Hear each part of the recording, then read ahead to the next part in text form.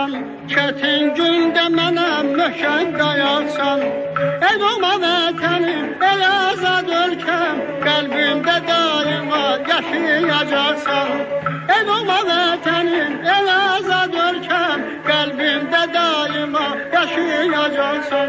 Bir anasan bizəsən, ömrümüzü bəzəsən.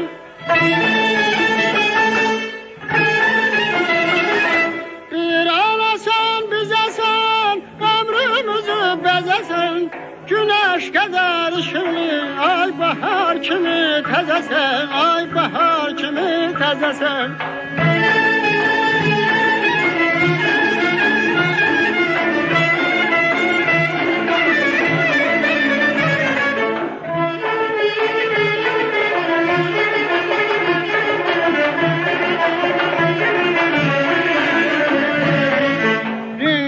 Bellidir səndəki hünər, sirdaşındır hər an gözəl nəğmələr. Sənin bayrağından alıb rəngini, qırmızı boyanır üfüq hər səhər. Sənin bayrağından alıb rəngini, qırmızı boyanır üfüq hər səhər. Bir anasan bizəsən, ömrümüzü bəzəsən.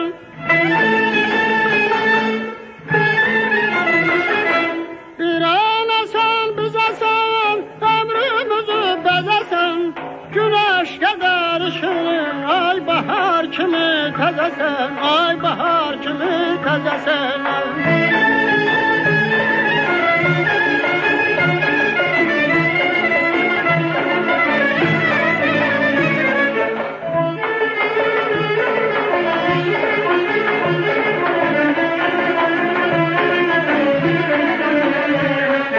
Qüdrətin böyüdür, iradən mətin, çiçək açır eşqin, arzun niyyətin.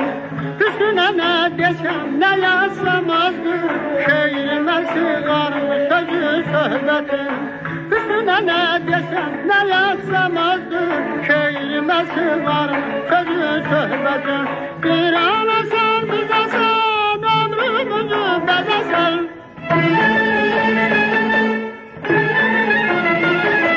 Bir anasan,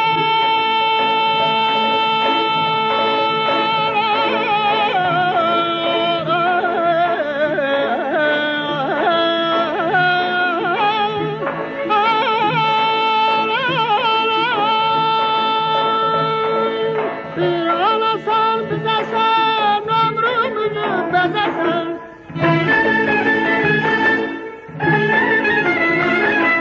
Bir anasan bizəsən, ömrümüzü bəzəsən. Güneş kadar ışıklı, ay bahar kimi təzəsən, ay bahar kimi təzəsən. Güneş kadar ışıklı, ay bahar kimi təzəsən, ay bahar kimi təzəsən.